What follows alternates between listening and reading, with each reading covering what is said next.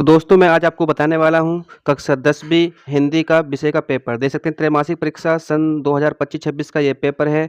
समय आपका जो है भाई 3 घंटे होने वाला है और पूर्णांक जो होने वाला है 75 नंबर का होने वाला है।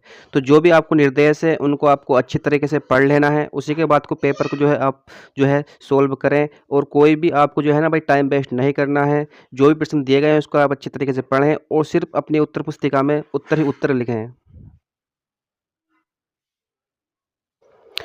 तो प्रश्न नंबर 1 आपको देखने को मिलेगा, सही विकल्प का चयन करके लिखिए। ये 6 नंबर के प्रश्न आएँगे। तो पहला प्रश्न है, रीतिकाल की रचनाओं का प्रधान विषय है। तो ऑप्शन आपके सामने मिलेगा, प्रकृति वर्णन, श्रृंगार वर्णन, भक्ति वर्णन, ऋतु वर्णन। तो इसका सही आंसर क्या हो जाएगा भाई दोस्तों? श्रृंगार वर्णन। अगला प्रश्न आपको मिलने वाला है, रामचरितमानस की भाषा है। तो भाई कौन सी भाषा है रामचरितमानस की? जैसा कि आपको पता है अवधी भाषा है, इसलिए इसका से ऑप्शन सही हो जाएगा। अगला प्रश्न देख लेते हैं, काव्य के भेद होते हैं। तो काव्य कितने भेद होते हैं? 1, 2, 3 या 4? तो दोस्तों काव्य के जो 2 वेद होते हैं, तो इसलिए बे ऑप्शन इसका सही हो जाएगा। इसके बाद देख सकते हैं अगला प्रश्न है, सच्चे साधु की पहचान होती है पहनावे से, भाषा से, ईश्वर भक्ति से, उसके विचारों से।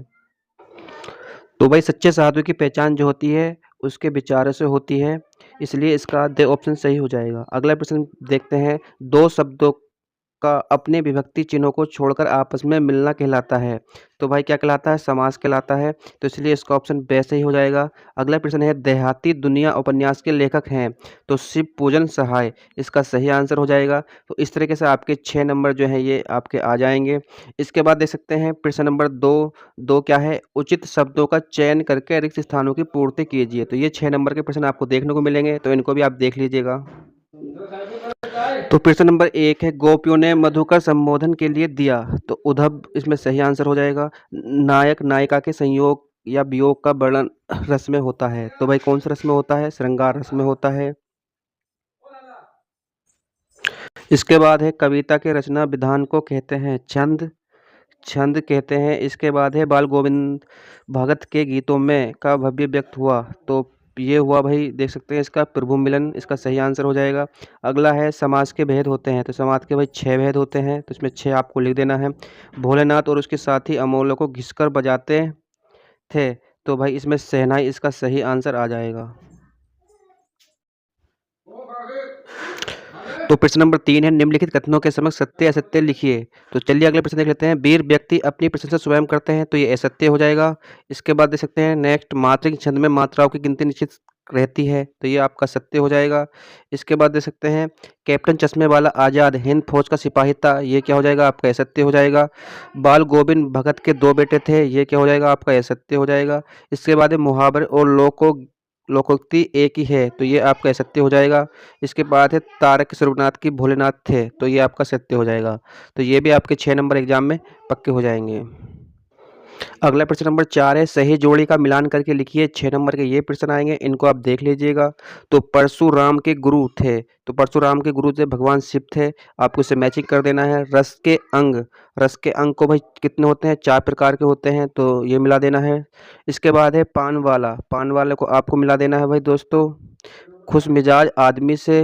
ठीक है, तो इसके बाद ये खुश मिजाज आदमी से मिल जाएगा। इसके बाद है, एक और एक 11 होना।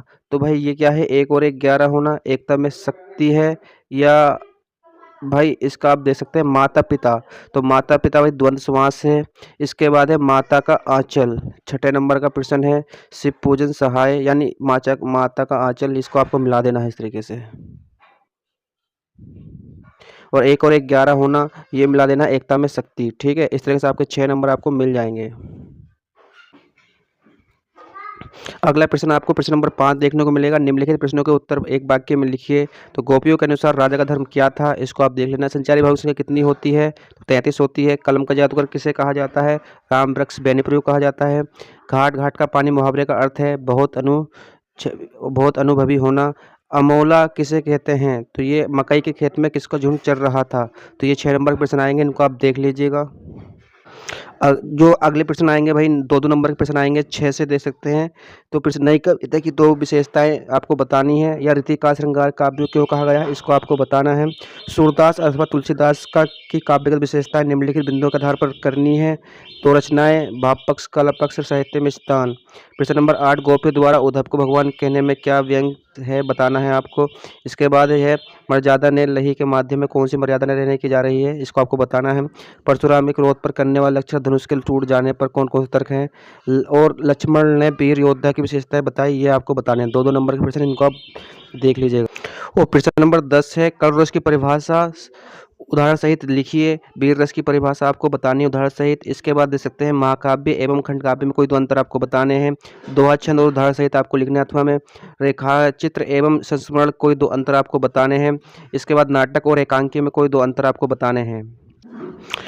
तो इसके बाद दे सकते हैं प्रश्न नंबर 13 है स्वयं प्रकाश अथवा रामवृक्ष बेनीपुरी की साहित्यिक विशेषताएं निम्नलिखित बिंदुओं के आधार पर आपको करनी है। भाषा शैली, साहित्य विस्तार, रचनाएं, ये आपको सब बताना है। तो जो भी प्रश्न मैं आपको बता रहा हूँ उनको आप सब देख लीजिएगा, ठीक है। इनमें से पेपर आपका आने वाला है। तो कैप्टन प्रश्न नंबर 14 है कैप्टन बार मूर्ति पर चश्मा क्यों लगा देता होगा, इस पर अपने विचार हैं। और मूर्ति पर लगे सरकंडे का चश्मा क्या उम्मीद जगाता है। प्रश्न नंबर 15 दे सकते हैं बाल गोविंद भगत व प्रबुद्धू उन्हें अकेला क्यों छोड़ना चाहती थी, लिखिए। अथवा बाल गोविंद भगत ने अपने बेटे की मृत्यु पर अपनी भावना किस तरह की व्यक्त की थी, ये आपको बतानी है। प्रश्न नंबर 16 भी देख लीजिएगा। तो ये 16 है, इनको भी आप देख लीजिएगा।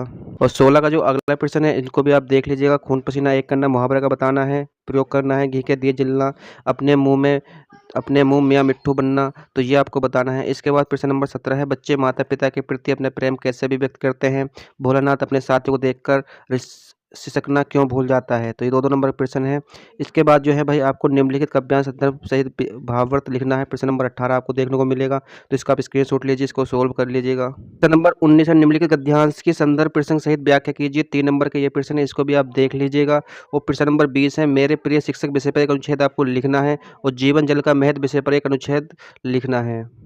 और प्रश्न नंबर 22 अपने नगर के नगर पालिका अधिकारी को अपने वार्ड व्याप्त गंदगी को दूर करवाने हेतु एक शिकायती पत्र आपको लिखना है। अपने मित्र को जन्मदिवस की बधाई देते हुए एक पत्र लिखना है। 4 नंबर का प्रश्न है। प्रश्न नंबर 23 निम्नलिखित में किसी एक विषय पर रूपरेखा सहित ये आपको निबंध लिखना है। ये निबंध आपको दिए गए हैं, इनमें से आपको तैयारी कर लीजिएगा। तो मिलते हैं नेक्स्ट वीडियो में। जय हिंद, वंदे मातरम।